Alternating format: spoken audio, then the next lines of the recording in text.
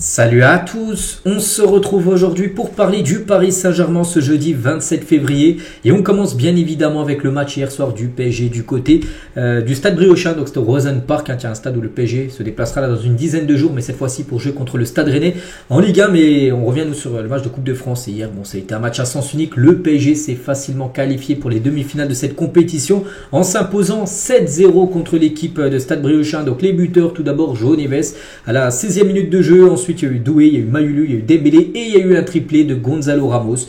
Donc c'est quand même le deuxième mercredi d'affilée que le PSG pose un 7-0. Il y a eu un 7-0 le mercredi d'avant contre l'équipe de Brest en LDC. N'oubliez pas que le mercredi prochain, ça sera Liverpool. Est-ce que le PSG continuera à mettre un 7-0 contre Liverpool? Ça, c'est pas sûr du tout. C'est même pratiquement impossible. Mais bon, voilà, le PSG actuellement dans une forme quand même incroyable, bien sûr, avant des matchs très importants comme ce match un jeudi contre Liverpool la semaine prochaine. Donc les statistiques de la partie, donc c'est un pari les gars qui est totalement métamorphosé par rapport au début de saison. C'est un PSG les gars qui met ses occasions au fond des filets. Regardez rien que le XG de temps en temps, parce que maintenant les XG on peut regarder, c'est les stats tout ça, 3.01 en gros. Quand tu as 1 de XG, tu mérites de mettre un but. Le PSG a 3 de XG, ce qui veut dire que le PSG a dû marquer à peu près 3 buts, ils en mettent 7. C'est-à-dire qu'ils ont été ultra efficaces. Quand ils sont arrivés dans la surface de Stade Briochin, c'est qu'il y a eu but. Donc 20 tirs, 9 tirs cadrés, 7 buts. Il y a eu seulement 2 arrêts du gardien de Stade Briochin. Donc voilà, c'est une équipe totalement différente à l'inverse. Qu'en début de saison, les gars, le PSG, des fois avec des XG à 4-5, ils ne mettaient pas un but. Que là, voilà, maintenant, tu marques plus de buts que le XG que tu as. Donc voilà, c'est parfait. Il faut continuer comme ça, bien sûr, et être autant décisif parce que ça te fait des résultats comme ça. Et actuellement, c'est fou ce qui se passe. Et le PSG, en une seule semaine seulement, ces 3 matchs, c'est 17 buts marqués. C'est fou les gars. Et 2 buts encaissés. Donc il y a eu 2-7-0 contre Brest, Stade Briochin, et les 3 buts inscrits contre Lyon. 17 buts marqués en 3 matchs. C'est incroyable actuellement. Ce qui se passe du côté de Paris. Et le PSG est devenu donc hier soir la première équipe à inscrire 7 buts lors d'un quart de finale de Coupe de France depuis le 17 mai 1977. Voilà, ça date aussi de plus de 50 ans cette info. Toujours avec les infos aussi, des records on peut dire. Le PSG est aussi devenu le premier club de Ligue 1 de l'histoire à atteindre la barre des 100 buts lors de 13 saisons consécutives en compétition officielle, parce que le PSG hier a inscrit son 100e, même 101 buts en tout. Et c'est Mayulu les gars qui a marqué l'avant-dernier but. Il y a eu Dembélé ensuite qui a marqué le but du 7-0. En gros, le PSG, cette saison, a 101 buts inscrits depuis le début de saison. Donc voilà, c'est quand même la 13e saison consécutive que le PSG marque au moins 100 buts. Et il reste à peu près, on va dire, tout dépend, si tu vas loin en LDC, avec la Ligue 1, la Coupe de France, tout ça, il reste peut-être à peu près une quinzaine, peut-être une vingtaine de matchs, tout dépend, je dis, du parcours européen. Donc voilà, tu vas marquer encore des buts et peut-être tu finiras la saison peut-être à 130, 140, 150. Si tu continues à mettre des 7 buts par rencontre, ça peut monter bien sûr très très haut. 200 buts, c'est quoi cette info? Donc le club parisien possède aussi la meilleure attaque sur la période à partir du stade des 32e de finale de la Coupe de France. En gros, à partir des 32e de finale de la Coupe de France, c'est déjà 200 buts marqués dans l'histoire de la Coupe de France pour le PSG. Loin devant l'équipe de Lyon, qu'on a 119, Monaco 101 et l'OM 86. Donc le PSG 200 buts depuis les 32e de finale de la Coupe de France jusqu'à la finale. C'est énormément de buts marqués. Toujours aussi avec les belles infos, on va dire, c'est que le PSG enchaîne 9e match, les 9 derniers matchs. 9 victoires, donc voilà, sa meilleure série de victoires depuis janvier-février ou pareil. En 2020, il y a eu 9 victoires d'affilée, toutes compétitions confondues. C'est actuellement le cas là pour le PSG, 9 derniers matchs, 9 victoires. Le PSG s'est qualifié aussi en demi-finale de la Coupe de France pour la 9e fois sur les 11 dernières saisons, où il y avait eu 2 échecs. Une fois, je crois, ça avait été contre Nice et une fois contre Marseille. Sinon, à chaque fois, le PSG a atteint les demi-finales et même après la finale, il a même gagné la Coupe de France. Et toujours avec cette Coupe de France, et le tirage au sort c'est ce soir.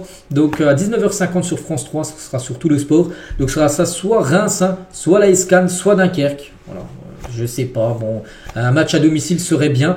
Voilà, ça peut être à domicile de Reims et Dunkerque. Si c'est Cannes, les gars, ça sera à Cannes, parce qu'il y a trop de différences. Donc le match sera à Cannes. Après, peu importe. De toute façon, là, le PSG est le grand favori pour remporter, bien sûr, cette Coupe de France. Peu importe l'adversaire. On va parler cette fois-ci de Luis Enrique, la conférence de presse. Donc c'est une soirée parfaite parce qu'on a atteint nos objectifs, c'est-à-dire se qualifier en demi-finale et donner la possibilité à d'autres joueurs de se montrer, d'avoir du temps de jeu, parce qu'il y a eu pas mal de rotation.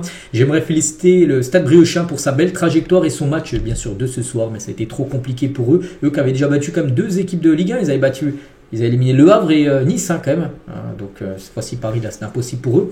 Donc chaque match on a une marge de progression, on a des joueurs extrêmement jeunes et ça commence à payer. Donc la manière dont on joue et le fait que même si on avait des difficultés, on les a surmontées me plaît. On a marqué 17 buts sur nos 3 derniers matchs. Donc c'est pas mal du tout, c'est même incroyable. On va continuer de s'améliorer, de se renforcer pour aller bien sûr jusqu'au bout.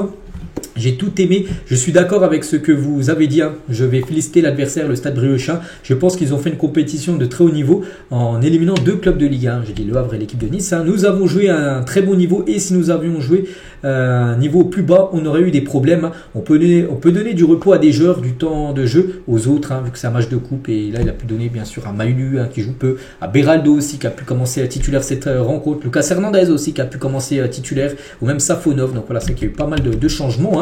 On peut gérer la charge des minutes en fonction des matchs suivants. On a rempli notre objectif de se qualifier en demi-finale et de manière bien sûr brillante, 7-0. Le PSG a respecté son adversaire parce que peut-être dans le passé, des fois le PSG quand on jouait contre des divisions inférieures, voilà, tu gagnais 2-3-0, le match était plié. Puis il n'y avait pas d'autres buts marqués que là. Le PSG a continué, essayer de marquer beaucoup de buts. Et ça, c'est ça montrer du respect bien sûr à l'adversaire, c'est jouer jusqu'au bout et pas arrêter de jouer comme le faisait souvent le PSG dans le passé. Zaïre Emery à 100%, il a dit j'espère, c'est un joueur qui vient de récupérer d'une blessure. Il est important pour nous, ce soir il a pu jouer 30 minutes et c'est important pour son niveau physique, mais être à 100% c'est difficile. Il a joué un peu. L'objectif, c'est tout simplement qu'il revienne. Il jouera un peu peut-être contre Lille. L'objectif, c'est qu'il soit à 100% pour le match contre Liverpool. Dans maintenant 6 jours, ce match bien sûr contre les Reds. Je crois que la clé est l'état de la pelouse qui influe positivement la manière de jouer. À Saint-Brieuc a bien défendu, mais on a tout fait pour diriger les ballons vers Vara et Doué, ce qui lui a permis d'amener à la supériorité. C'est le rythme imposé avec le ballon qui use l'adversaire. Courir derrière le ballon, ça fatigue. Si le ballon avait été plus long, ça aurait été un match plus compliqué bien sûr pour nous. Et d'un côté, le calendrier est chargé, mais il est chargé car nous sommes dans toutes les compétitions bien sûr. Je vois une équipe qui profite, qui s'amuse quel que soit l'adversaire, c'est un énorme pilier cette idée de profiter bien sûr, de s'amuser, et on a géré cette marge du temps de jeu. On peut être compétitif partout, mais on doit arriver avec le temps de jeu adéquat et ce n'est pas toujours facile avec le nombre de matchs à jouer. Il y a parfois des blessures aussi, c'est que pour l'instant aussi ça c'est quelque chose quand même à mettre en compte du côté du PSG par rapport aux années précédentes. Très peu de blessures. On espère que ça continue.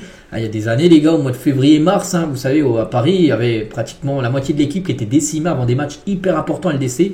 Là, il y a Zaïre Emery qui est un peu blessé. Vitinha et tout ça, Donnarumma, ils n'ont pas joué hier parce qu'ils étaient au repos. Mais ils auraient pu jouer, si vraiment ça aurait été un match important, ils auraient joué. Bon, ça a été un match important, mais c'était pas non plus Liverpool en face.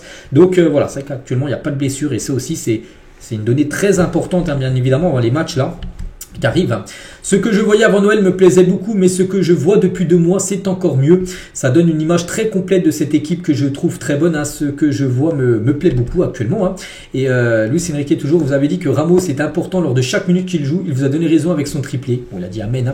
C'est vrai que Ramos, qui a eu du temps de jour, plus hier jeudi, il méritait d'être titulaire. Il a souvent été remplaçant lors de dernier match. Là, c'est un match de coupe titulaire et triplé pour Gonzalo Ramos. Et tiens, maintenant on a fini avec la conférence de presse d'Enrique qui est très content bien sûr de la performance de ses joueurs. Et on va parler de Ramos, je sais pas c'est qui l'homme du match, mais il y a des chances que ça soit lui avec son triplé. Donc il inscrit son premier triplé avec le PSG. Donc sur son triplé, il a dit c'est incroyable, j'espère que c'est le premier d'une longue série. Le plus important bien sûr c'est de gagner. Et sur Liverpool il a été questionné, il a dit on est centré sur nous, sur les entraînements, le jeu. Voilà, donc il faut aller étape par étape. Avant Liverpool, il y a déjà Lille au programme où ça sera déjà un bon test parce que Lille c'est niveau européen, ils sont également en 8e de finale, ça sera un match parfait pour préparer la réception. Là de toute façon il y a 2 matchs à domicile, Lille et Liverpool, c'est 2 matchs on va dire de LDC, enfin niveau Ligue des Champions. Et 3 buts et une passe D, je suis très heureux, la victoire aussi, c'est merveilleux. Certains joueurs ont eu du temps de jeu après leur retour de blessure, personne d'autre n'a eu de blessure ce soir, c'est vraiment très bien pour nous bien sûr. Et toutes les compétitions sont un objectif pour nous et nous préparons tous les matchs, de la même manière avec bien sûr la même envie. Et pourquoi on est en confiance? Il a dit on est le PSG. L'objectif c'est toujours de respecter l'adversaire. C'est pour ça que le PSG a joué jusqu'au bout, ce qui n'était pas toujours le cas.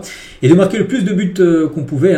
Le pressing, il a dit c'est notre ADN. On ne va pas changer ça. C'est que maintenant il y a du pressing. Avant il n'y a pas de pressing comme ça. Avant je ne vous cache pas les gars avec Messi, Neymar, Mbappé. Il n'y avait aucun pressing sur les défenseurs, le gardien qui pouvait relancer tout tranquille. Maintenant les gars il y a un gros pressing. Bon c'est vrai que c'était le Stade Briochin. Là, vraiment, le PSG va vraiment être jugé mercredi prochain contre Liverpool. Si le pressing, le PSG pourra le faire sur ce genre d'équipe-là, des top équipes mondiales, comme l'équipe des Reds. Mais voilà, ce que montre actuellement le PSG, on l'a très rarement vu quand même dans le passé. Et Ramos, tiens, pour finir avec lui, donc il a marqué 8 buts en Coupe de France depuis son arrivée au PSG. La saison dernière, aucun joueur ne fait mieux à partir des 32e de finale sur la même période que lui. Donc félicitations bien sûr à Ramos. On va parler d'Ousmane Dembélé, mais il a commencé remplaçant. Bon, il a joué la fin de match, de nouveau un but, 17 buts en 2025 depuis janvier. 20 buts sur ses 15 derniers matchs. C'est fou, 32 matchs, 25 buts, 5 passes. Voici les stats cette saison, toutes compétitions confondues d'Ousmane Dembélé. Et les joueurs, tiens, regardez, il a inscrit le plus de buts au cours des 2 premiers mois d'une année civile avec un club des 5 grands championnats européens en compétition officielle. Regardez, il est entre Messi et Cristiano Ronaldo, c'est fou les gars. Ronaldo en 2013, 16 buts. Messi, il est ex-aequo avec Messi. En gros, Messi en 2016, il avait marqué au bout des 2 premiers mois, donc janvier-février, il avait marqué 17 buts. Et Dembélé, je dis, 17 buts en 2025, en 2 premiers mois. Il a les mêmes stats que Messi en gros. En 2016, où il était au FC Barcelone, où il était à son prime. Pour montrer quand même que c'est fou ce qu'est en train de réaliser quand même Ousmane Dembélé. Lucas Hernandez, tiens, qui a eu du temps de jeu hier, donc le groupe vit très bien, on est tous très motivés et concernés, quels que soient ceux qui jouent plus ou moins. Même à l'entraînement, tout le monde bien sûr est concerné à 100%. Voilà, c'est pour ça qu'il fait du bon coaching, bien sûr, parce qu'en Luis Enrique, parce qu'en gros, c'est jamais la compo probable. Voilà, parce que jamais un joueur sait s'il va être titulaire ou pas, comme ça tout le monde reste à 100% bien sûr engagé.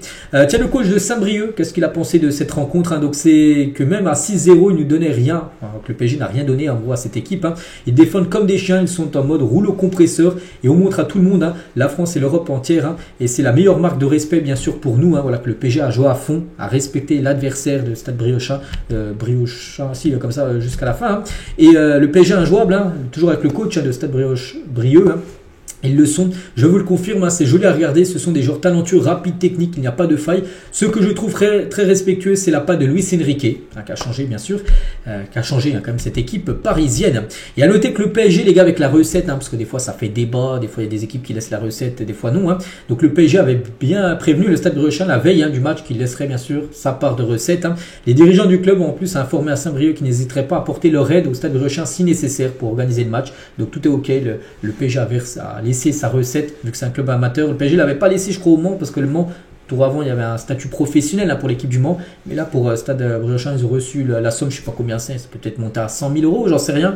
Et pour un club de N2, les gars, 100 000 €, c'est bien sûr une entrée d'argent énorme. Et tiens, toujours avec le Stade Briochin, je crois, ce joueur, peut-être le capitaine, oui, ça doit être le capitaine. Il faut reconnaître que le PSG est très fort cette année. On sera leur premier supporter contre Liverpool. Voilà, donc on leur souhaite bonne continuation dans le championnat de National 2. Du coup, je pense qu'on a fait le tour. Maintenant, le programme, donc là, on est le 27, donc le prochain match, c'est le premier. Donc, c'est après-demain. Déjà, dès après-demain, il y a déjà un match.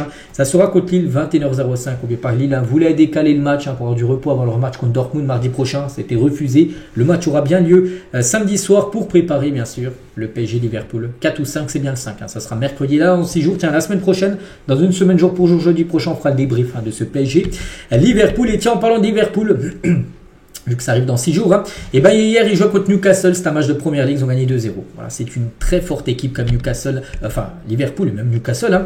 Mais voilà, Liverpool, qui a quand même joué 15, sur les 15 derniers jours, ils ont joué 5 matchs.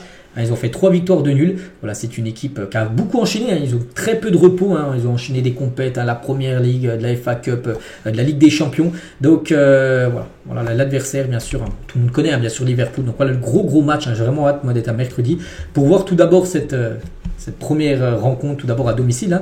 Pour le PSG, on finit avec ça. J'espère que ça vous a plu. On se retrouve, nous, demain, bien sûr. Demain, vendredi, on commencera à parler tout d'abord du match de Lille, qui est le prochain match, bien sûr, pour Paris. Allez, bonne journée à vous et à demain.